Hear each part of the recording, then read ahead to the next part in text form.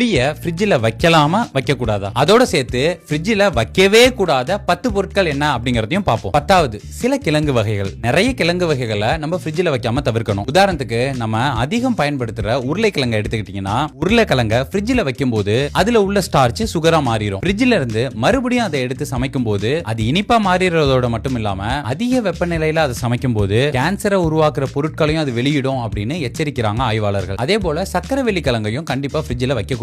சேனக்கிழங்கு, சேப்பக்கிழங்கு இந்த மாதிரியான கிழங்கு வகைகளையும் ஃப்ரிட்ஜில் வைக்காம குளிர்ந்த காற்றோட்டமான பகுதியில் வைக்கிறதா நல்லது அப்படின்னு சொல்றாங்க. 9வது, வெள்ளரிக்காய். வெள்ளரிக்காயை பொறுத்த வரைக்கும் அதை 10 டிகிரி செல்சியஸ்க்கும் அதிகமான வெப்பநிலையில தான் ஸ்டோர் பண்ணி வைக்கிறது நல்லது அப்படின்னு சொல்றாங்க. ஏன்னா அந்த வெப்பநிலைக்கும் கம்மியான வெப்பநிலையில அதை நீங்க வைக்கிறப்ப கோல்டு இன்ஜுரி அப்படின்னு ஒரு விஷயம் நடந்து அது கெட்டு போகுமா. 8வது, பிரெட்டும் ஜாமும். நீங்க பிரெட்டை ஃப்ரிட்ஜில் வைக்க வேண்டிய அவசியம் இல்ல. அப்படி நீங்க பிரெட்டை ஃப்ரிட்ஜில் வைக்கும் போது அதுல இருக்கிற ஸ்டார்ச் ரீகிறிஸ்டலைஸ் ஆகி ஈரப்பதத்தை இழக்கும். அதனால பிரெட் கெட்டி ஆகிரும். ஃப்ளேவரும் அவ்வளவா நல்லா இருக்காது. நீங்க நார்மலான ரூம் டெம்பரேச்சர்லயே அந்த பிரெட்ல கொடுத்திருக்கிற எக்ஸ்பைரி டேட் வரைக்கும் அதை வச்சிருந்து பயன்படுத்தலாம். அப்புறம் இந்த ஜாம் எடுத்துக்கிட்டீங்கன்னா அதுல இருக்கிற சுகரே நேச்சுரல் பிரிசர்வேட்டிவா செயல்பட்டு அதை கெடாம பாதுகாக்குமா. அதனால அதையுமே ஃப்ரிட்ஜில் வைக்க தேவையில்லை. 7வது, தக்காளி. தக்காளிய 12 டிகிரி செல்சியஸ் வெப்பநிலைக்கு கம்மியா வைக்கும் போது அதோட சுவை மங்கி போயிரும், ஜூசினஸும் இருக்காதாம். அதனால தக்காளியையும் ஃப்ரிட்ஜில் வைக்க கூடாது. 6வது, வெங்காயம், பூண்டு. வெங்காயம் ஈரப்பதத்தை உறிஞ்சக்கூடியது. நீங்க அதை ஃப்ரிட்ஜில் வைக்கும் போது